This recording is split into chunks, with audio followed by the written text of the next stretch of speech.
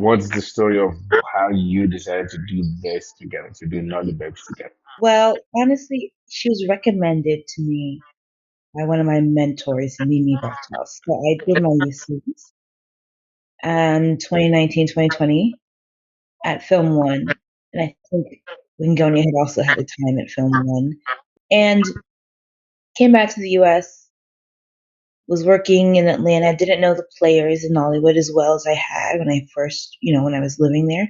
So I reached out to Mimi. I said, I have this project.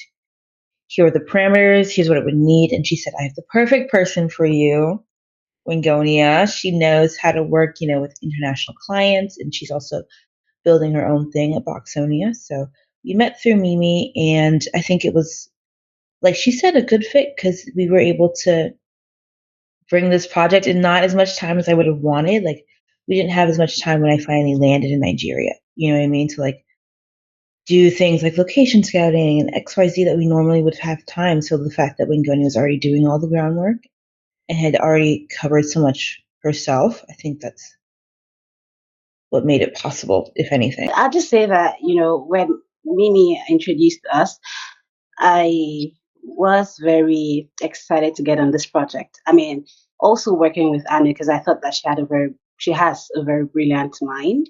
And I mean, you've seen the project. Once I got the pitch deck, I was like, yeah, don't worry, I'm gonna do this. And then we had a conversation, and I realized that she wanted this. She had a goal for this. She has a goal for this, and it's very interesting generally for me as a filmmaker and as someone who is building in the Nollywood space. I always want to work with people who have big goals. It's one thing to have big goals and then you work towards it. At the end of the day, you may not achieve this 100%, but you might achieve 70, an 80, or even a 110. So it's very exciting for me to see, for me to help or be part of goals that are, or big goals that are supposed to be accomplished. As Boxonia, we're trying to work more with international clients and we're trying to develop this into something bigger, just not just a short. So those were some of the goals that I saw that I felt like, okay, you know what, this could be something really brilliant, and I'm glad that it turned out to be. As a writer and director of this short film, what's the goal and why? How does setting the story at that time help achieve that goal from your end? Well, part of it is just as an artist, what is the story that you want to tell, right? Like, what is the creative idea that you have on your mind? I knew I wanted to focus on a group of girls getting revenge. And then I thought, what are the aspects of my own life? Okay, I started as an actress. I worked in Nollywood for a little bit. Like, I'm a big fan of Y2K culture that's making a huge comeback, amongst Gen Zs just in general. So that was really easy to come together. And it was a lot of fun just watching like old 2000s Nollywood movies starring these queens. Like, I had a great time just researching it. So I knew that that's just the story I wanted to tell. And I think when I do anything, I want to do it to the best of my ability. And I think Wingona is the same way, which is why we're a great pair. So it starts with the story you want to tell, and then just when you are an ambitious person, wanting to share that story with as many people as you can. Like, because it was so much fun for me, and I want the audience to have fun, and I want as many people to be able to experience this. Considering that both of you share, a lot of similarities, you and Munguni, that is, does that mean that there are a lot of things or elements from your personalities that are reflected in the story and the characters or those kind of So I do think that myself and Anu share a lot of similarities. I think she already mentioned ambition. Uh, Anu is very ambitious. I think I'm a very ambitious person as well. So when the story came in, the first thing that we noticed on our side about the story was ambition. So it really aligns with us. The next thing is excellence. Here at Boxonia and being a filmmaker in the industry, we love to try to do things, especially with all the limitations that we have. Anu has spoken about some of the limitations that we had, which is time, which had the ground team sort of covering the ground before she came in. So a couple of those obstacles were things that we had to cross over. But at the same time, we shared a lot of similarities that helped us move this project to the next level. I've mentioned ambition. I've mentioned excellence. I also mentioned. I'm also going to mention a taste for something better.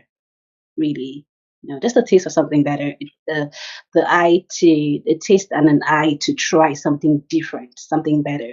Because one of the things that myself and Anu always try to say or always talk about is this is our film. It's a short film. It's a short. It's different. It's new. It's tying into old Nollywood. How can we make it you know how can we make it something that is that reflects both our personalities and both of the places that we're coming from.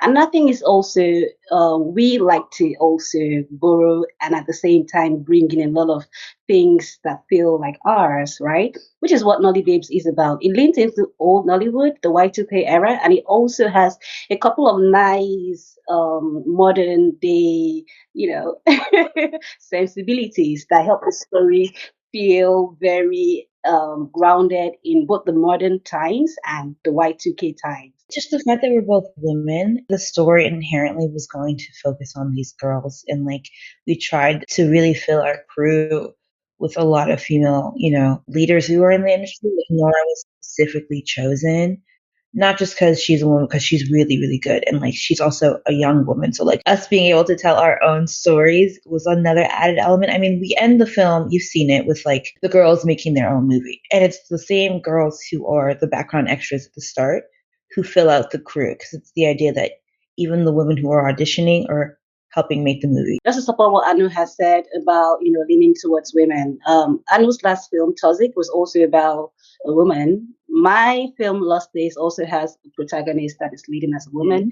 Otana also has a protagonist, actually two protagonists that were women. So we always like to, as much as possible, highlight women who are doing great stuff in the industry as well, where we can. We didn't really think about it, right? We just knew that we wanted to make this type of film, and a lot of the HODs started women.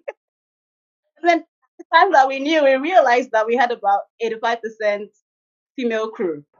My curiosity leaned towards, as both of you were discussing, leaned towards, okay, what did you see? What did you notice as you were preparing for the project, which you were shooting it?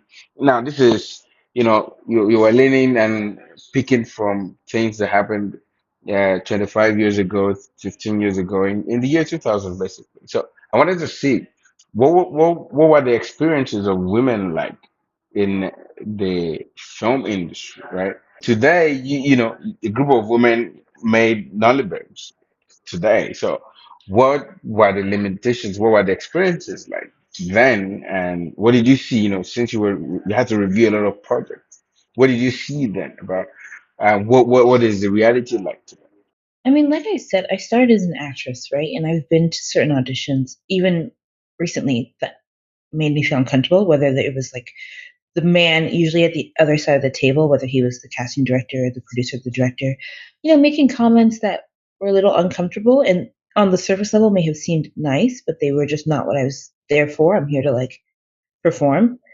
I mean, 25 years ago, obviously I was a child, but from what I know and have learned of the industry, and this is not just even in Nigeria, it's like globally, even in Hollywood, you see with like the Me Too movement and Harvey Weinstein, like women came to showcase their art and you are your art. And sometimes there were, barriers in terms of how you looked, people expecting special favors from you, what you didn't come there to do. And it's like, this is my dream.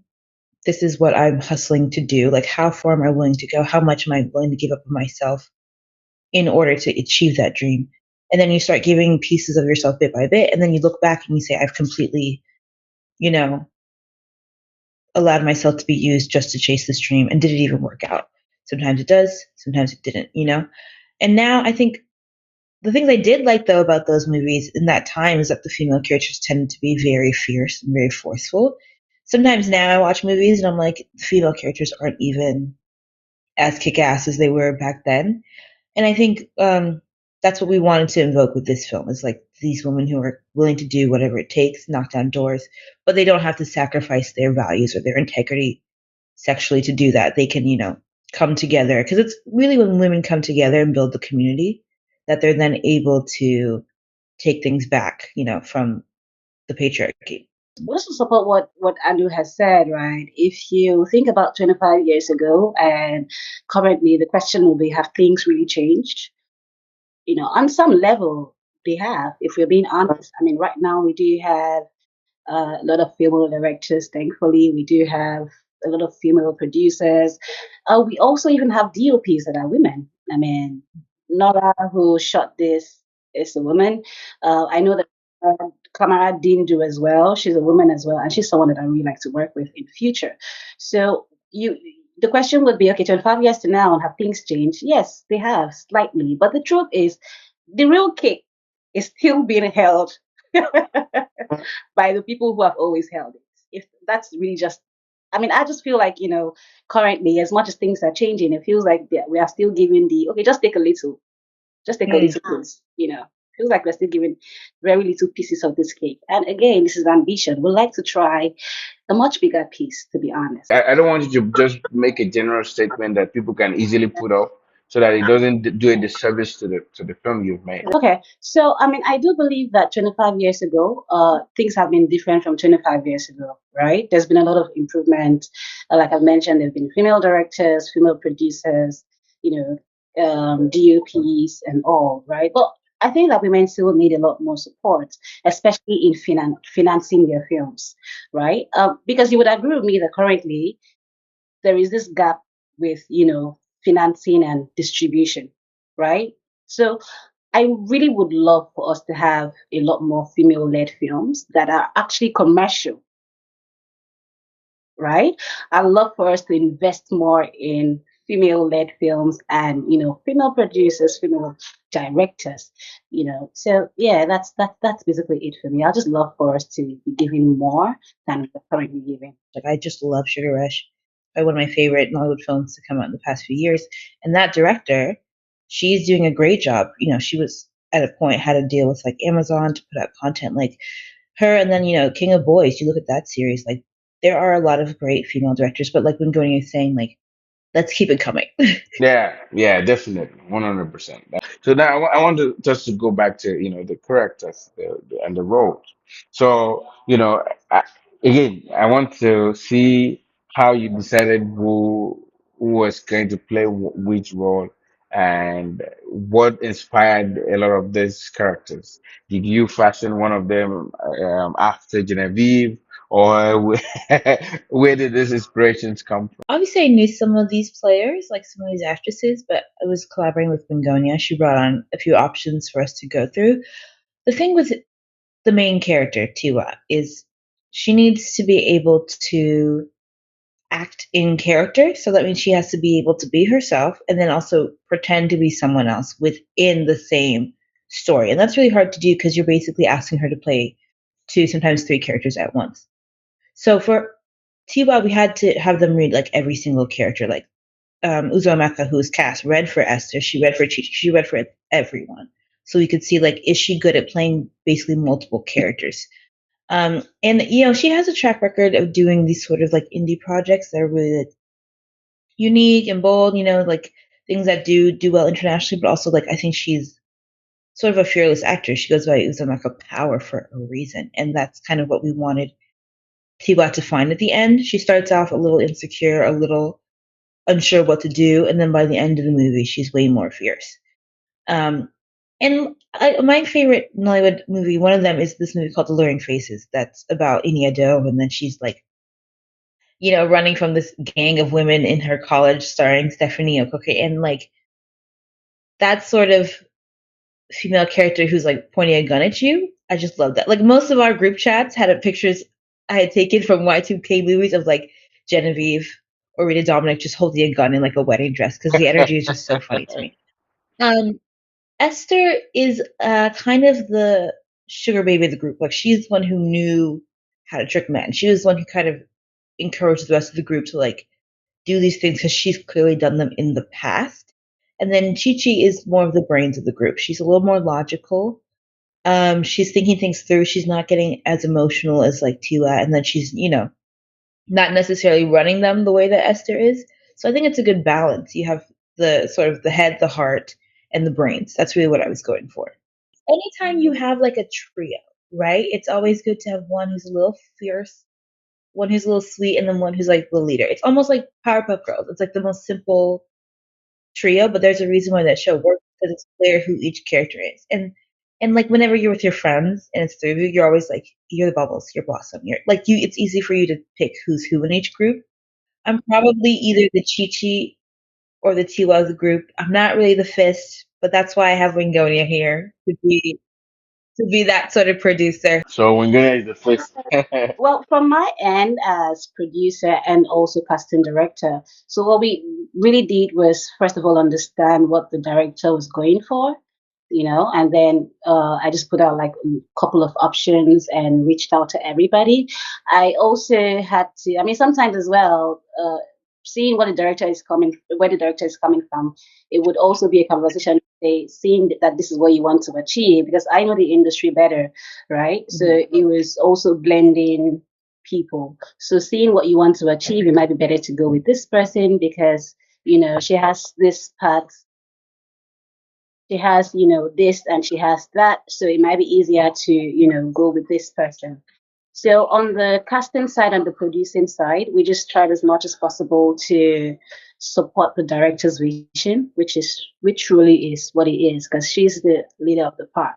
So why are you choosing to come back home to make this? What is driving that decision? I mean, I am based in LA, but I've always bounced between Nigeria and America. I went to boarding school in Abuja. I did my youth service at Film One.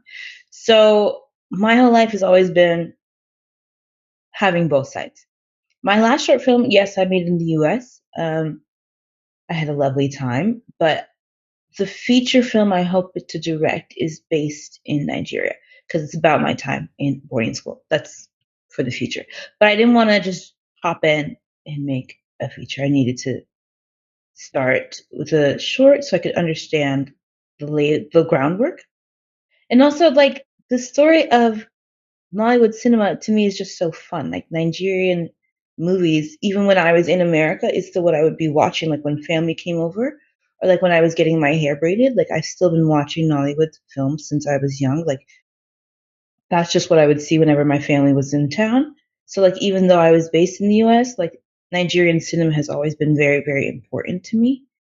And I mean, I think a lot of people who are like Nigerians living in the U.S. would say the same thing. Like because it's one of the ways to tie back home. Like cinema travels. It's always been that thing. Like even if you can't be there, cinema is something that can transport you to that time to connect you with those people, even if you're, growing up in the US. So that's why when you talk about like global filmmaking, like you the way that movies and TV travel is different than any other mediums. So if you're going to be making films, and like I said, you're an artist, you just want to share your art. Like filmmaking, because it naturally travels in a way that like maybe books can't, even though books are a beautiful medium, you want as many people to share that with.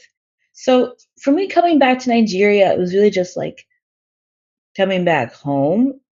And it was like, where else am I going to shoot a film about these Nigerian women in Nigeria? There's nowhere else I could film that.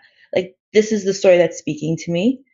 And what I want people to see when they watch it is just how fun Nigerian cinema is. Like a lot of times when you are a person of color, not even just black, but just a person of color, you find yourself telling these stories that are sometimes very harrowing, very somber, very serious. But there's a lot of movies that are about like racism or black trauma, and that's good. I'm very glad that those movies exist. There's a lot of importance in having those films exist. But there's also value in seeing black people, seeing dark skinned people just having a lot of fun or telling stories that aren't traumatizing to watch as the viewer. So globally speaking, I also want people to see the fun of Nigerian cinema and see black people having fun, having challenges. There's challenges to the story, but it's not necessarily traumatizing. And like yes, even though it focuses on like the idea of like sexual harassment in the industry, which is a real problem, you see the girls in their own way try to like overcome that. And like I want people to feel empowered when they watch it. I want them to see women trying to come together to change their own system. So I think that answered the question. Was like why I came back. And Yes. And when you take this festivals, what do you want to see? So now let's go to Nollybabes. yeah, Who are your Nollybabes? Three of them. You were saying Richard Dominic, I think. Rita Dominic would always play the meanest characters. Like, for no reason, her characters would just be really sassy and really mean. And I just love that because she's played it so deliciously. And there's something about seeing a character being mean or behaving in a way that you would not behave in real life, right? Like, some of the things she was doing, no one would act like that in real life. Or if they did, they would, get slapped real quick. But it's fun seeing her do it. Ine Ado did this movie called Worlds Apart. That was just really popular in my family. It's about this like poor girl who like used to it's like a Cinderella story, right? She meets this rich guy, which a lot of these stories are, but something about that specific movie. And then when I was young, we met Ine Ado at church randomly, and it was like this celebrity, sighting. We're like, oh my god, that's Ine Ado. And then I did this project with Annie Adibio, who is known to a lot of people. She's on that TV show about like Africans who are rich and famous. That like Netflix show. She um, has that reality show. But like young I met famous and her a little African. bit. Yeah, yes, yeah, she's on that show. But I met her when I was doing this series, and she was like the lead. And she was just really, really kind and welcoming. I had like a really tiny role. I was playing like a makeup artist, right? It was like really quick. Like it wasn't really like a big part, but like she was just so kind and like actually talked to me and like actually, showed an interest in like bringing me in as an actress. And like, it's just one scene, but like I want you to do your very best.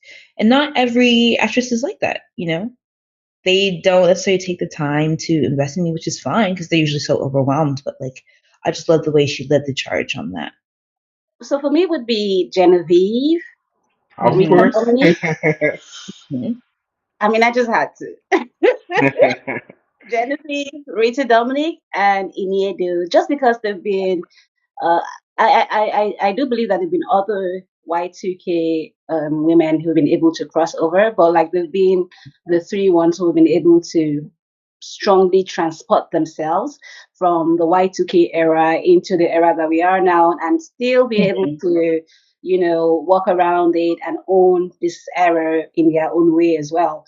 Some of the projects that I really like from these women, especially now, I mean, coming from Y2K into now, will be, Lionheart from Genevieve, La Femme Angela, Rita Dominic, uh, yeah, and Shantytown, Iniedo. I just thought that those women have been able to, it's one thing to grow in an era like Y2K. It's another thing to still be popular and still be in conversation in the 21st century. So I think it's a very powerful thing that three of them have been doing and continue to do. And more kudos. So kudos to them, really.